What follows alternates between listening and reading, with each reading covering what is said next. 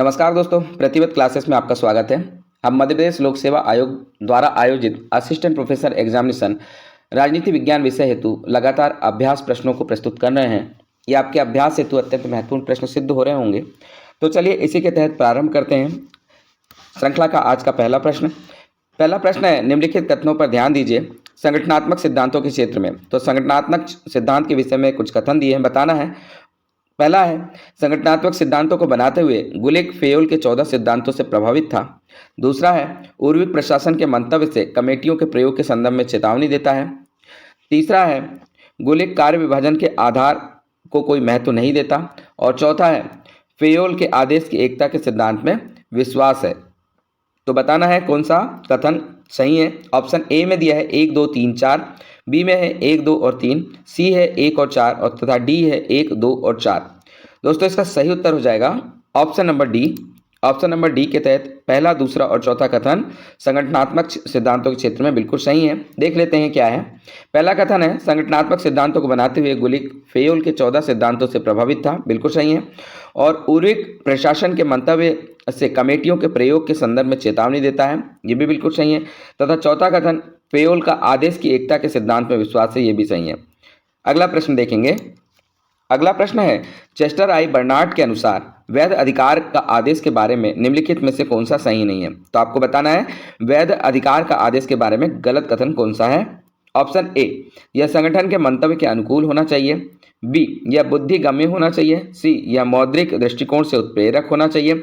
और डी, इसे व्यवहार्य होना चाहिए। तो वैध अधिकार का आदेश कैसा होना चाहिए, ये आपको बताना है। कौन सा नहीं है इसमें कथन सही। तो दोस्तों इसमें सी नंबर का जो कथन है, यह मौद्रिक दृष्टिकोण से उत्प्रेरक होना चाहिए, ये गलत कथन है। यहाँ मौद्रिक दृष्टिकोण की आवश्यकता नहीं है, बल्कि बाकी के तीनों कथन सही हैं। यह संगठन के मंतव्य के अनुकूल होना चाहिए, यह बुद्धिगम्य होना चाहिए तथा इसे व्यवहार होना चाहिए। अगला प्रश्न देखते हैं। मूने के अनुसार उच्च अधिकारी द्वारा सुनिश्चित अधिकारों को दिया जाना कहलाता है। तो सुनिश्चित अधिकार किसी को दिए जाते हो क्या कहलाता है, आपको बताना है। ऑप्शन ए, विकेंद्रीकरण, बी, प्रत्यायोजन, सी, अकेंद्रीकरण और डी, वियोजन। इसका उत्तर भली भांति आप जानते होंगे। दोस्तों इसका सही उत्तर है ऑप्शन नंबर बी, प्रत्यायोजन। मूने के अनुसार उच्च अधिकारियों द्वारा सुनिश्चित अधिकार को दिया जाना प्रत्यायोजन कहलाता है। अगला प्रश्न हम देखेंगे। किसने विकास प्रशासन को ऐसे परिभाषित किया कि यह क्रियान्मुखी, उद्देश्य उन्मुखी, प्रशासनात्मक पद्धति है। तो किसने कहा कि विकास प्रशासन एक क्रियान्मुखी, उद्देश्योन्मुखी और प्रशासनात्मक पद्धति है। विद्वान के नाम है। Option A, Fred W Riggs. Option B, Dwight Waldo. Option C, Robert Dahl. और ऑप्शन डी, एडवर्ड विडनर। इसका सही उत्तर हो जाएगा दोस्तों option number D, Edward Weidner. Edward Weidner ने कहा कि विकास प्रशासन को ऐसे परिभाषित किया है। एडवर्ड विडनर ने विकास प्रशासन को ऐसे परिभाषित किया है कि यह क्रियान्मुखी, उद्देश्योन्मुखी और प्रशासनात्मक पद्धति है। अगला प्रश्न हम देख लेते हैं। अगला प्रश्न है, निम्नलिखित में से किसने एक संगठन में जोन ऑफ इंडिफरेंस की अवधारणा को प्रारंभ किया। तो बताना है किस विद्वान ने संगठन में जोन ऑफ इंडिफरेंस की अवधारणा को स्टार्ट किया है। ऑप्शन ए में है हर्बर्ट साइमन। ऑप्शन बी है डगलस मैकग्रेगर। सी है चेस्टर आई बर्नार्ड और डी है क्रिस अर्गाइरस। तो दोस्तों इसका सही उत्तर हो जाएगा option number C, Chester I Barnard. Chester I Barnard ने किसी संगठन में जोन ऑफ इंडिफरेंस की अवधारणा को प्रतिपादित किया है। अगला प्रश्न हम देखेंगे। टेलर की मानसिक क्रांति की अवधारणा पक्षधर है। तो टेलर की मानसिक क्रांति किसका पक्षधर है बताना है। ऑप्शन ए, सहकारिता, सामंजस्य एवं सीमित उत्पादन। ऑप्शन नंबर बी, सीमित उत्पादन और सहकारिता। ऑप्शन नंबर सी, सामंजस्य और सहकारिता। ऑप्शन नंबर डी, बचत, सहकारिता और सीमित उत्पादन। दोस्तों इसका सही उत्तर हो जाएगा ऑप्शन नंबर सी, सामंजस्य और सहकारिता। टेलर के अनुसार सार रूप में वैज्ञानिक प्रबंधवाद एक पूर्ण मानसिक क्रांति है, जिसमें श्रमिक अपने नियोजकों और अपने सहयोगियों के प्रति अपने दायित्वों को संपूर्ण क्षमता के साथ में वहन करते हैं। अगला प्रश्न हम देखते हैं। ओम्बुड्समैन संस्था सर्वप्रथम कहाँ प्रारंभ हुई। तो आपको बताना है ओम्बुड्समैन जो संस्था है वो सबसे पहले कहाँ स्टार्ट की गई थी। Option A, Denmark, B, UK, C, Sweden और D, Switzerland.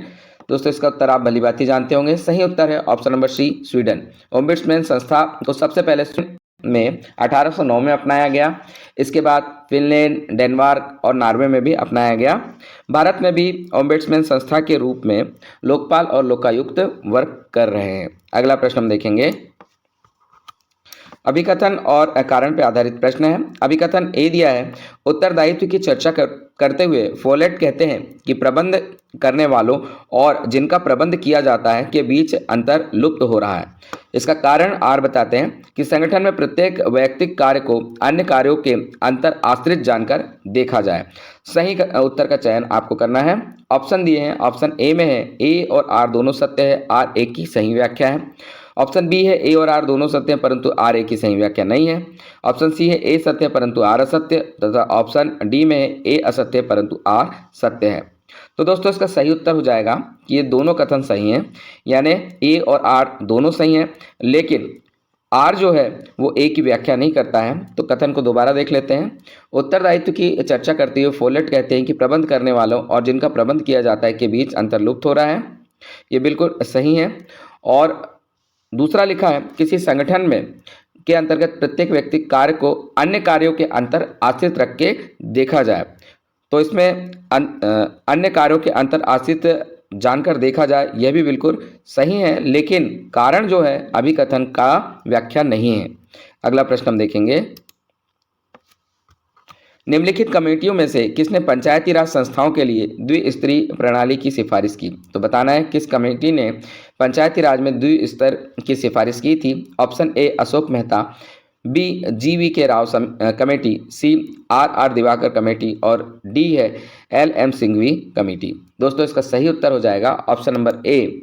Option number A में आएगा अशोक मेहता कमेटी। अशोक मेहता कमेटी ने पंचायती राज संस्थाओं के लिए द्विस्तरीय प्रणाली की सिफारिश की थी, जिसमें जिला पंचायत तथा मंडल पंचायत बनाने के बारे में उन्होंने कहा था। अगला प्रश्न हम देखेंगे, निम्नलिखित कमेटियों में से किस कमेटी की सिफारिश की थी कि ब्लॉक स्तरीय योजना हो। तो किस कमेटी ने बोला था ब्लॉक स्तरीय योजना होना चाहिए। Option A Hanumantha Rao committee, B G V. K Rao committee, C L M. Singhvi committee और डी दंतावाला कमेटी। दोस्तों इसका सही उत्तर हो जाएगा option number D Dantwala committee. Dantwala committee की रिपोर्ट 1973 में आई थी और दंतावाला कमेटी ने सिफारिश की थी कि ब्लॉक स्तरीय योजना होना चाहिए। अगला प्रश्न हम देख लेते हैं, अंतर्राष्ट्रीय राजनीति में उदारवादी परिप्रेक्ष्य के विकास में निम्नलिखित में से कौन सा महत्वपूर्ण व्यक्ति थे। तो बताना है कि उदारवादी परिप्रेक्ष्य के विकास में महत्वपूर्ण कौन से विद्वान थे। ऑप्शन दिए हैं, A Thomas Hobbes, B Woodrow Wilson, C Hans J Morgenthau और डी हेनरी किसिंगर। दोस्तों इसका सही उत्तर हो जाएगा option number B Woodrow Wilson. अंतर्राष्ट्रीय राजनीति में उदारवादी परिप्रेक्ष्य के विकास में वुडरो विल्सन का महत्वपूर्ण योगदान रहा है, इसलिए ये अत्यंत महत्वपूर्ण व्यक्ति थे। अगला प्रश्न, बहुत से यथार्थवादियों के अनुसार अंतर्राष्ट्रीय शांति किस प्रकार के सर्वोत्तम रूप से प्राप्त की जा सकती है। तो यथार्थवादी अंतर्राष्ट्रीय शांति प्राप्त करने के लिए क्या बताते हैं, आपको सही कथन का चयन करना है। ऑप्शन ए शांति प्रिय राज्यों द्वारा शक्तिशाली राज्यों को छूट देकर। ऑप्शन नंबर बी राज्यों के बीच शक्ति संतुलन बनाकर। ऑप्शन नंबर सी पूरे विश्व में लोकतांत्रिक मूल्य स्थापित करके और डी राज्यों का विश्वव्यापी संघ बनाकर। दोस्तों इसका सही उत्तर हो जाएगा ऑप्शन नंबर बी राज्यों के बीच शक्ति संतुलन बनाकर। यानी यथार्थवादी विचारक जैसे कि मार्गेंथाउ के अनुसार एक ही समय में विभिन्न देश शक्ति के लिए संघर्ष संतुलन की परिस्थितियां पैदा करता है, क्योंकि राजनीतिक अंत में मानवीय प्रकृति से जुड़ी हुई है और वह चाहे व्यक्ति हो अथवा राज्य, सभी आत्मसंरक्षण और उत्तरजीविता के निष्पक्ष कानूनों से प्रेरित होते हैं। तो अगर अंतर्राष्ट्रीय स्तर पर शांति की स्थापना करनी है तो राज्यों के बीच में शक्ति संतुलन को बनाना अत्यंत महत्वपूर्ण हो जाता है। अगला प्रश्न हम देखते हैं, यह किसका कथन है कि युद्ध एक प्रकार से विदेशी नीति होता है। तो आपको बताना है युद्ध विदेशी नीति होता है, यह किसने कहा है। विद्वानों के नाम है, A Carl von Clausewitz, option number B Napoleon Bonaparte, C Quincy Wright और डी ह्यूगो क्लोजेविट्स। दोस्तों इसका सही उत्तर हो जाएगा option number A Carl von Clausewitz. Carl von Clausewitz का कथन है युद्ध एक प्रकार से विदेश नीति होता है। अगला प्रश्न हम देखेंगे, अगला प्रश्न है, गुटनिरपेक्षता को भारत की विदेश नीति है से अभिप्राय है। गुटनिरपेक्षता जो कि भारत की विदेश नीति है, तो इससे क्या समझ में आता है आपको बताना है। ऑप्शन ए तटस्थता, ऑप्शन बी शीत युद्ध के दौरान 3 ब्लॉकों के बीच समदूरस्था, ऑप्शन नंबर सी स्वाधीनता और प्रत्येक मुद्दे को अपनी राष्ट्रीय हित में देखना, और ऑप्शन नंबर डी अन्य राज्यों से आंतरिक मामले में हस्तक्षेप। तो दोस्तों इसका सही उत्तर हो जाएगा ऑप्शन नंबर सी स्वाधीनता और प्रत्येक मुद्दे को अपने राष्ट्रीय हित में देखना। गुटनिरपेक्षता का सार तत्व यह है कि अंतर्राष्ट्रीय मामले में विशेषता दोनों सर्वोच्च शक्तियों के प्रति नीतियों और अभिव्यक्तियों के संदर्भ में अपनी नीति को अलग से कायम करना और नीति और कार्यवाही की पर्याप्त स्वतंत्रता को बनाए रखना, यानी कि ना ही यूएसएसआर को सपोर्ट करना और ना ही यूएसए के संगठन को सपोर्ट करना, अपने हितों के हिसाब से कार्य करना, यह इसका मुख्य अभिप्राय है। अगला प्रश्न हम देखेंगे। अगला प्रश्न अभिकथन और कारण पर आधारित है। अभिकथन दिया है, ए भारत वैश्विक स्तर पर परमाणु निशस्त्रीकरण के लिए तथा क्षेत्रीय स्तर पर वास्तविक न्यूनतम हानि के लिए है, और कारण दिया है भारत की परमाणु नीति द्विलक्षी है। तो दोस्तों इसका सही उत्तर हो जाएगा, आपको सही उत्तर खोजना है। ऑप्शन दिया है, ऑप्शन ए में ए और आर दोनों सत्य हैं, आर ए की सही व्याख्या है। ऑप्शन बी में ए और आर दोनों सत्य है परंतु आर ए की सही व्याख्या नहीं है। ऑप्शन सी है ए सत्य परंतु आर असत्य है, तथा ऑप्शन डी है ए और आर दोनों असत्य हैं। इसका सही उत्तर होगा ऑप्शन नंबर ए और आर दोनों सत्य हैं तथा आर ए की सही व्याख्या है। अब कथन देख लेते हैं दोबारा। भारत वैश्विक स्तर पर परमाणु निशस्त्रीकरण के लिए तथा क्षेत्रीय स्तर पर वास्तविक न्यूनतम हानि के लिए है, ये बिल्कुल सही कथन है, और इसका कारण है भारत की परमाणु नीति द्विलक्षी है, यह भी इसकी सही व्याख्या है। अगला प्रश्न हम देखेंगे। इंदिरा डॉक्ट्रिन को भारतीय विदेश नीति का मुख्य पहलू माना जाता है क्योंकि इसमें परिभाषित किया गया है। तो इसमें ऑप्शन दिया है, क्या परिभाषित किया गया है आपको खोजना है। ए है भारत की विदेश नीति के लक्ष्य, बी यह भारत की सुरक्षा को क्षेत्र और भारत के पूर्व वर्चस्व को समीकृत करता है, सी भारत की सुरक्षा क्षेत्र से स्पर्शी है और विदेशी शक्तियों के किसी भी प्रकार के हस्तक्षेप को भारत की सुरक्षा के लिए खतरे के रूप में माना जाता है, डी प्रधानमंत्री इंदिरा गांधी द्वारा अभिव्यक्त मत डॉक्ट्रिन पड़ोसी देशों के लिए था। तो आपको बताना है इंदिरा डॉक्ट्रिन को भारतीय विदेशी नीति का मुख्य पहलू माना जाता है क्योंकि इसमें क्या परिभाषित किया गया है। तो परिभाषा के ऑप्शंस आपको दिए हैं। इसका सही उत्तर हो जाएगा दोस्तों ऑप्शन नंबर सी भारत की सुरक्षा क्षेत्र से स्पर्शी है और विदेशी शक्तियों के किसी भी प्रकार के हस्तक्षेप को भारत की सुरक्षा के लिए खतरे के रूप में माना जाता है, ऐसा इंदिरा डॉक्ट्रिन में कहा गया है। अगला प्रश्न हम देखेंगे। अंतर्राष्ट्रीय सामाजिक परंपरा को निम्नलिखित में से किस नाम से जाना जाता है। तो आपको बताना है अंतर्राष्ट्रीय सामाजिक परंपरा को किस नाम से जानते हैं। ऑप्शन ए अंतर्राष्ट्रीय संबंधों का Anglo American school, option number B अंतर्राष्ट्रीय संबंधों का English school, option number C अंतर्राष्ट्रीय संबंधों का यूरोपियन स्कूल, और डी है अंतर्राष्ट्रीय संबंधों का वैकल्पिक स्कूल। इसका सही उत्तर हो जाएगा दोस्तों ऑप्शन नंबर बी अंतर्राष्ट्रीय सामाजिक परंपरा को अंतर्राष्ट्रीय संबंधों का इंग्लिश स्कूल के रूप में जाना जाता है। अगला प्रश्न हम देखते हैं। अगला प्रश्न है ब्रेटन वुड्स समझौते के द्वारा क्या किया गया था, आपको बताना है। ऑप्शन ए में वर्षा प्रचुर वन को बचाने के लिए अभियान चलाने का नेतृत्व किया गया। ऑप्शन नंबर बी में यह सिद्ध करता है कि सोवियत यूनियन एक अमिश्रित अर्थव्यवस्था के रूप में सफल था। ऑप्शन नंबर सी है अंतर्राष्ट्रीय मुद्रा कोष की स्थापना की गई, और ऑप्शन नंबर डी है विश्व वाइल्ड लाइफ कोष की स्थापना की गई। दोस्तों इसका सही उत्तर आप भलीभांति जानते होंगे। इसका सही उत्तर हो जाएगा ऑप्शन नंबर सी अंतर्राष्ट्रीय मुद्रा कोष की स्थापना की गई। ब्रेटन वुड्स समझौते के द्वारा अंतर्राष्ट्रीय मुद्रा कोष की स्थापना 1944 में की गई थी और साथ में विश्व बैंक की स्थापना भी इसी समझौते के द्वारा की गई थी। तो आप ये दोनों चीज़ याद रखेंगे, अंतर्राष्ट्रीय मुद्रा कोष और विश्व बैंक दोनों की स्थापना ब्रेटन वुड्स समझौते के द्वारा हुई थी। अगला प्रश्न देखते हैं। यूनाइटेड नेशन चार्टर मुख्यतः क्या है, आपको बताना है। ऑप्शन ए में दिया है पूर्णतः व्यक्तिगत मानव अधिकारों से संबंधित है। ऑप्शन नंबर बी है राज्यों के बीच संबंध से संबंध है। ऑप्शन नंबर सी है शांति, न्याय, स्वतंत्रता और आर्थिक तथा सामाजिक अधिकारों जैसे व्यापक विषयों के लिए है। तथा ऑप्शन नंबर डी है बड़ी, मध्यम और छोटी शक्तियों के अधिकारों और कर्तव्य के लिए। तो यूनाइटेड नेशन चार्टर मुख्यतः किसके लिए है बताएंगे। इसका सही उत्तर हो जाएगा ऑप्शन नंबर सी शांति, न्याय, स्वतंत्रता और आर्थिक सामाजिक अधिकारों जैसे व्यापक विषयों के लिए। यूएन चार्टर के अनुसार संयुक्त राष्ट्र संघ का मुख्य उद्देश्य सामूहिक व्यवस्था द्वारा अंतर्राष्ट्रीय शांति एवं सुरक्षा कायम करना और आक्रामक प्रवृत्तियों को नियंत्रण में रखना होता है। अगला प्रश्न हम देखेंगे। अगला प्रश्न है, भारत श्रीलंका समझौतों का मुख्य प्रयोजन था। तो भारत श्रीलंका समझौते जो कि 1982 और 2003 के दौरान हुए थे, मुख्य प्रयोजन क्या था बताना है। ऑप्शन ए, तमिल के विरुद्ध भारत का युद्ध। बी, श्रीलंका का विभाजन करने का भारत का इरादा। सी, सिंहली और तमिलों के बीच सजातीय विषयक संघर्ष समाप्त करना। तथा डी, तमिल मिलिटेंट ग्रुपों को वैधीकरण करना। इसका उत्तर आप भली भांति जानते होंगे। इसका उत्तर हो जाएगा ऑप्शन नंबर सी, सिंहली और तमिलों के बीच सजातीय विषय संघर्ष समाप्त करना। अगला प्रश्न हम देख लेते हैं।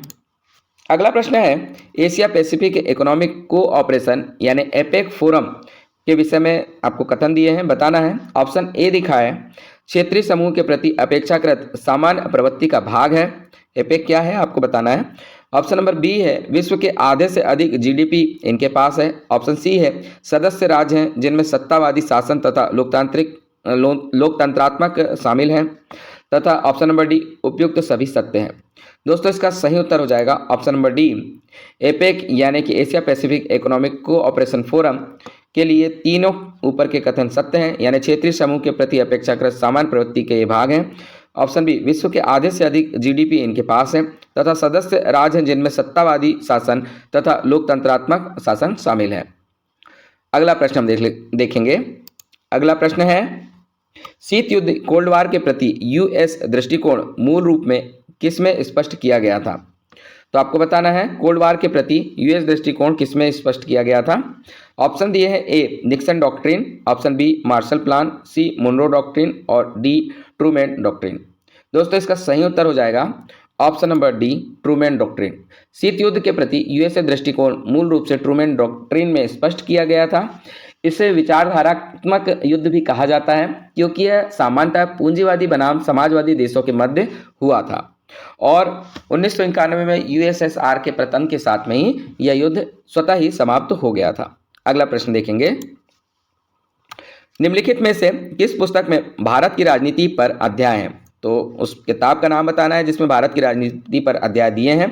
Option A, the civic culture revisited. Option B, politics and government. C, political development and social change. तथा डी, कंपैरेटिव पॉलिटिक्स टुडे। दोस्तों इसका सही उत्तर हो जाएगा option number D, comparative politics today. यह किताब पावेल एवं आमंड की किताब है और इसमें भारत की राजनीति के विषय में अध्याय दिए हुए हैं। किताब का नाम दोबारा याद रखें, कंपैरेटिव पॉलिटिक्स टुडे। अगला प्रश्न हम देखेंगे। Political economic of development in India पुस्तक के लेखक कौन है। Political economic of development India पुस्तक के लेखक के नाम दिए हैं। Option A, Amar Sen. B, Suvipta Kaviraj. C, Pranab Bardhan. D, Hamza Alavi. इसका सही उत्तर हो जाएगा दोस्तों option number C, Pranab Bardhan. Political economic of development India पुस्तक प्रणब वर्धन ने लिखी है। अगला प्रश्न देखते हैं।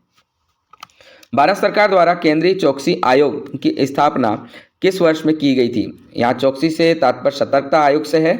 आपको सन बताना है। ऑप्शन ए 1961, बी 1964, सी 1967 और D 1971।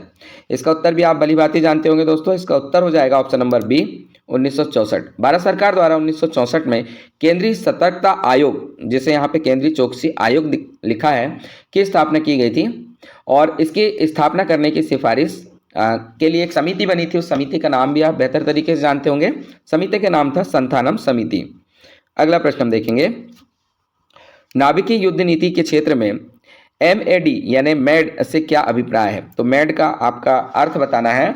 Option number A, missile और dangerous, missiles are dangerous. Option number B, mammals are doomed. Option number C, make America die. और option number D, mutually assured destruction. दोस्तों यहाँ पे जो मैड शब्द है नाभिकीय युद्ध नीति के संबंध में है और इसके नाभिकीय युद्ध नीति के नाम से ही आपको समझ में आ रहा होगा। इसका उत्तर हो जाएगा option number D, mutually assured destruction. यानी कि नाभिकीय युद्ध नीति में निश्चित तौर पे आपका अंत होने वाला है, ये बिल्कुल सत्य है। इसमें ऑप्शन नहीं दिया है लेकिन इसका सही उत्तर हो जाएगा म्यूचुअली एश्योर्ड डिस्ट्रक्शन। अगला प्रश्न है, हीगल के विचार में मस्तिष्क की सर्वाधिक संभावित उपलब्धि जैसा कि सामाजिक जीवन में प्रकट होता है कहाँ थी? आपको ऑप्शंस दिए हैं। ऑप्शन ए समकालिक प्रशियन राष्ट्र में, ऑप्शन नंबर बी रोम में, ऑप्शन नंबर सी एथेंस और ऑप्शन नंबर डी समकालिक ग्रेट ब्रिटेन। तो आपको बताना है, सही उत्तर है ऑप्शन नंबर ए समकालिक प्रशियन राष्ट्र। यानी हीगल के विचारों में मस्तिष्क की सर्वाधिक संभावित उपलब्धि जैसा कि सामाजिक जीवन में प्रकट होता है, ये समकालिक प्रशियन राष्ट्र से उन्होंने ली थी। अगला प्रश्न हम देखेंगे। अगला प्रश्न है, मैकियावेली ने प्रिंस को किसका अनुसरण करने का परामर्श दिया? तो इसमें ऑप्शन दिए हैं। ऑप्शन ए संयत व्यवहार, बी उत्कृष्ट उदारता, सी पूर्ण कड़ाई और डी अत्यधिक दयालु। तो मैकियावेली ने जो प्रिंस लिखी थी उसमें किसी शासक को प्रिंस के रूप में दर्शाया है और उसे कैसा व्यवहार करने की हिदायत दी है, ये आपको खोजना है। दोस्तों इसका सही उत्तर हो जाएगा ऑप्शन नंबर ए संयत व्यवहार। मैकियावेली ने प्रिंस को अलग अलग प्रकार का आचरण करने की परामर्श दिया था। उसमें सम्मानपूर्ण आचरण, मितव्ययता के साथ में उदारता, आचरण भयमुक्त हो किंतु घृणित नहीं होना चाहिए, ये सारी बातें उन्होंने अपनी पुस्तक द प्रिंस जो कि 1531 में आई थी पर दिया था। तो इन सभी के तहत जो सही विकल्प हो जाएगा संयत व्यवहार का अनुसरण करने का परामर्श दिया है। अगला प्रश्न हम देखेंगे। अगला प्रश्न है, ओपेक के विषय में सत्य कथन का परीक्षण करें। तो ओपेक के विषय में आपको सही कथन बताना है। इसमें लिखा है ऑप्शन ए में वर्ष 2016 में अमेरिकी तेल उत्पादन में उल्लेखनीय वृद्धि के परिणाम स्वरूप तेल की गिरती कीमतों के जवाब में ओपेक ने 10 अन्य तेल उत्पादक देशों के साथ समझौता पर हस्ताक्षर किए, जिसे अब ओपेक प्लस के रूप में जाना जाता है। ऑप्शन बी है ऊर्जा वार्ता के तहत छठी उच्च स्तरीय बैठक 9 नवंबर 2023 को ऑस्ट्रिया के वीना में ओपेक के सचिवालय में आयोजित की गई। ऑप्शन नंबर सी है 1992 में इक्वाडोर ने अपनी सदस्यता से त्यागपत्र दे दिया था, लेकिन पुनः 2007 में यह ओपेक में शामिल हो गया, लेकिन पुनः 2020 में ओपेक की सदस्यता से हटने का फैसला ले लिया गया। उपरोक्त सभी सही हैं। तो आपको बताना है ओपेक के विषय में सत्य कथन कौन सा है। तो दोस्तों इसका सही उत्तर हो जाएगा ऑप्शन नंबर डी, उपरोक्त सभी कथन सही हैं। यानी कि सारे के सारे कथन बिल्कुल सही हैं। ओपेक एक स्थायी अंतर सरकारी संगठन है जिसका गठन वर्ष 1960 में बगदाद सम्मेलन में ईरान, इराक, कुवैत, सऊदी अरब और वेनेजुएला के द्वारा किया गया था। इसका मुख्यालय ऑस्ट्रिया के वीना में है और ओपेक सदस्य जो देश हैं विश्व के लगभग 30% कच्चे तेल का उत्पादन करते हैं और साथ ही तेलों की कीमत का जो निर्धारण है ये इनके द्वारा ही किया जाता है। तो इसके तहत जो आपको ऑप्शन दिए हैं, तीनों की तीनों ऑप्शन सही हैं। आप दोबारा पढ़ लेंगे इन्हें। अगला प्रश्न हम देखेंगे। अगला प्रश्न है, अंतर्राष्ट्रीय मुद्रा कोष IMF द्वारा वर्ल्ड इकोनॉमिक आउटलुक 2023 जारी किया गया है।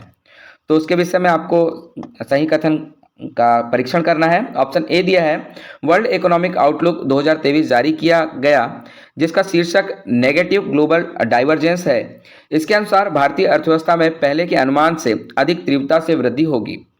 ऑप्शन बी में दिया है IMF का अनुमान है कि वर्ष 2024 में वैश्विक मुद्रास्फीति 5.8% की दर से बढ़ेगी, जो 3 महीनों के अनुमानित 5.2% की दर की वृद्धि से तीव्र या अधिक है। ऑप्शन नंबर सी में दिया है IMF एक अंतर्राष्ट्रीय संगठन है जो वैश्विक आर्थिक विकास और वित्तीय स्थिरता को बढ़ावा देता है, अंतर्राष्ट्रीय व्यापार को प्रोत्साहित करता है तथा गरीबी को कम करने में सहायता करता है। इसकी स्थापना वर्ष 1945 में ब्रेटन वुड्स सम्मेलन से की गई थी। तो आपको बताना है इसमें से कौन कौन से ऑप्शन सही हैं। अंतिम ऑप्शन दिया है उपरोक्त सभी सही हैं। दोस्तों इसका सही उत्तर हो जाएगा ऑप्शन नंबर डी, उपरोक्त सभी सही हैं। यानी अंतर्राष्ट्रीय मुद्रा कोष द्वारा वर्ल्ड इकोनॉमिक आउटलुक 2023 जारी किया गया है और इसका शीर्षक नेगेटिव ग्लोबल डाइवर्जेंस है। ये बिल्कुल सही है। इसके अनुसार भारतीय अर्थव्यवस्था में पहले के अनुमान से अधिक तीव्रता से वृद्धि होगी, यानी भारतीय अर्थव्यवस्था और तेजी से बढ़ेगी। दूसरा कथन IMF का अनुमान 2024 में वैश्विक मुद्रास्फीति 5.8% की दर से बढ़ेगी, जो कि 3 महीनों के अनुमानित 5.2% दर की वृद्धि से अधिक है। और तीसरा जो कथन दिया है वो बिल्कुल सही है। 1945 में ब्रेटन वुड्स सम्मेलन के तहत IMF संगठन का गठन हुआ था, जो कि वैश्विक आर्थिक विकास और वित्तीय स्थिरता को बढ़ावा देता है, अंतर्राष्ट्रीय व्यापार को भी बढ़ावा देता है तथा गरीबी को कम करने में सहायता करता है। तो दोस्तों, ये हमारा अंतिम प्रश्न था। इसी तरह के अभ्यास प्रश्नों के लिए लगातार हमसे जुड़े रहिए। धन्यवाद। जय हिंद।